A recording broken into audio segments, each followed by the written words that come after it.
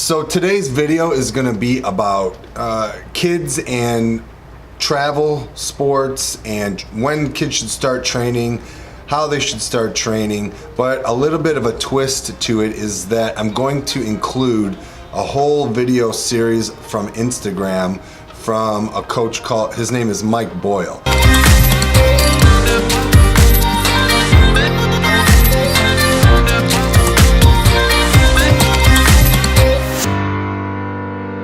He is a well-renowned coach in my industry.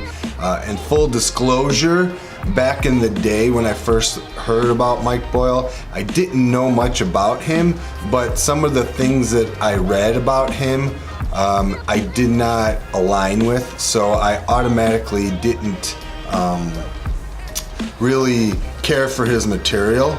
But when I took a deeper dive into his philosophies, the way he trains, things like that, I came to the conclusion that I was just really misinformed on the context I was getting about the things that I didn't agree with. So it wasn't as black and white as I thought, and since then I have done a complete 180, and I really, like, he's one of my favorite strength and conditioning coaches, so much so that now any new coach that we have will be a requirement that they have to take his level 1 strength and conditioning coach certification. So he has been in this game for longer than anybody I know, and he's coached hundreds, if not thousands, of athletes and professional athletes. So I think he would be the person that people should listen to the most when it comes to kids training, what age they should start training, singularity of sports, things like that. He would be the go-to guy to get answers for.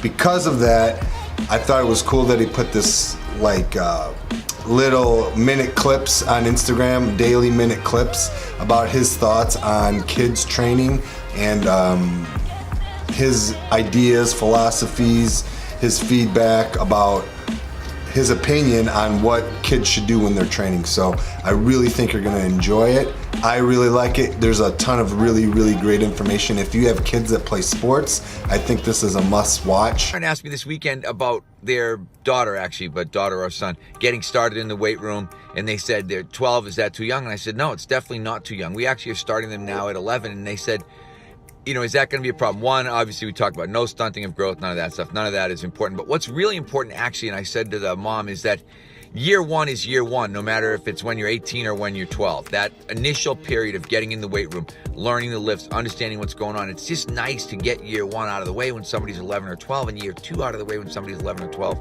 so that they can start to move forward and start to really progress in the training process.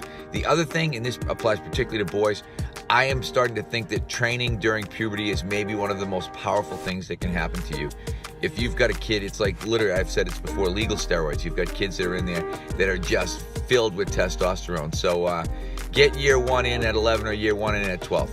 You know, what age, what's the best age for your kids to train? The biggest thing is, once you've made that decision, is making sure that your kids train consistently. I love the book, The Slight Edge, Jeff Olson's book. He says, show up consistently, show up with a great attitude.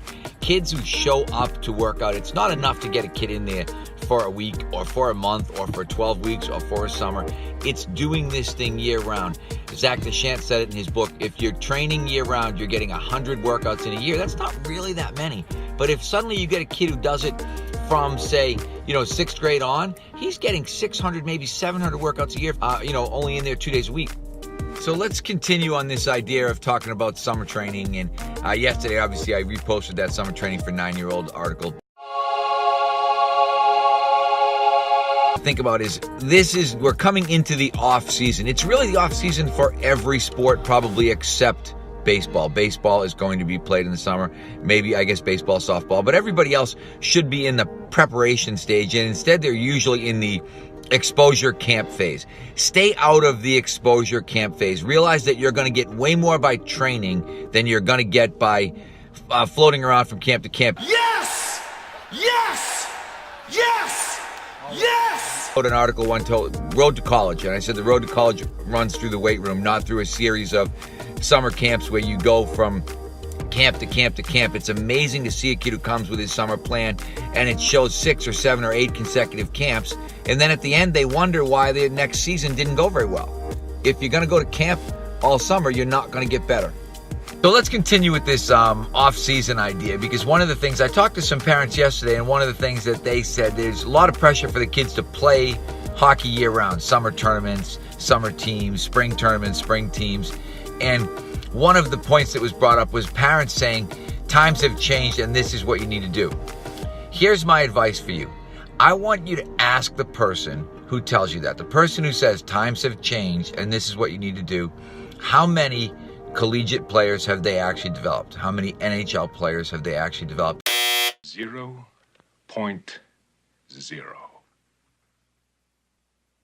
Because the bottom line is, it is not true.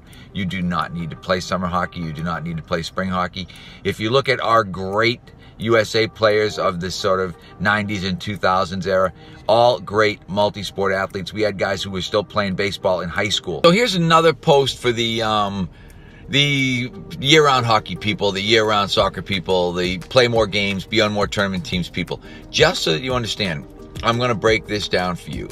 If this is why you don't play more games. If you think about a 60-minute NHL game, actually a 60-minute World Cup game, they analyze the actual puck possession time of the top 3 players. The average puck possession time for those players was 1 minute. They played on average 19 minutes of a 60-minute game.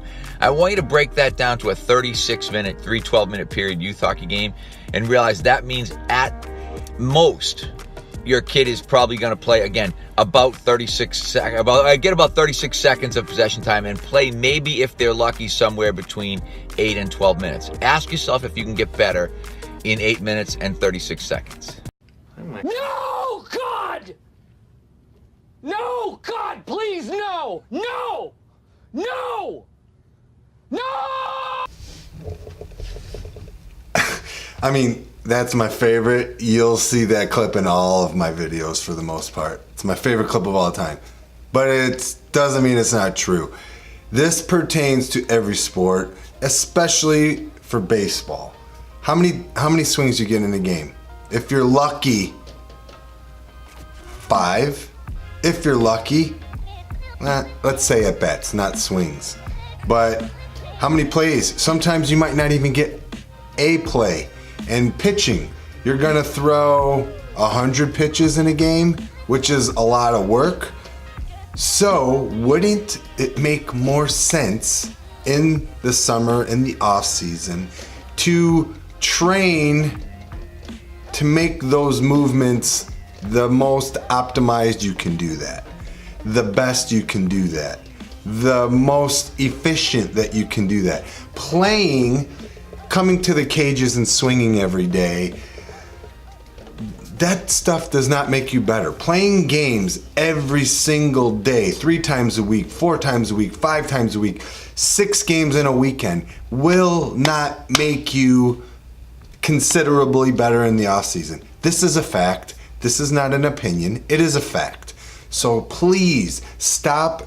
If you want to play sports in the summer, if you want to play your sport in the summer, in this case, if you want to play baseball or softball in the summer, by all means, pick a team, play on a team, play a game a week, play 2 games a week, but your priority should not be playing games. It should, if you want to get better, it should 100% be training to get better, training to be better at your sport, or play another sport. That is what you should be doing. This epidemic of travel ball needs to go away. Not travel ball in its entirety. There's a lot of value to travel ball, and especially if you get on a good team that worries about development above winning. Also, you need to think about what is going to make you a better player. What is going to get you to the goals? If you didn't play enough, what's going to make you play more? If you played, what's going to make you better? If you were very good, what's going to make you great? Those are the things that you should prioritize to be doing in your off season. or even in your season. You should be training in season. That's a whole nother thing that we'll talk about farther down the road. But I think this video was a great depiction from coming from somebody that knows as much about this as anybody that there is. And it just reiterates what we've been trying to tell people over and over and over again, especially you parents, Your kid is not going to be Mike Trout at 12 years old, okay? So let's let them have fun. First and foremost, they should be having fun when they're playing this sport. On the way home from games, let's not talk about what they did wrong. Let's talk about what they did right. Let's focus on that stuff so they enjoy playing the sport that they're playing, and then train in that sport to make them better at it. All right? I'm off my soapbox. As always, thanks for watching. Thanks for listening. Subscribe, hit the notification, send us a comment. Let me know what you thought about this video. Let me know what you think about Mike Boyle. He loves to hear what people think. One of the few people I've met that will actually address when people disagree with him. And I love that about him because I kind of do that myself. Gotta learn to get better at that, but I kind of do that myself. Anyway, check us all out. Watch for future episodes. Thank you again for watching and listening. And until next time, we'll see ya.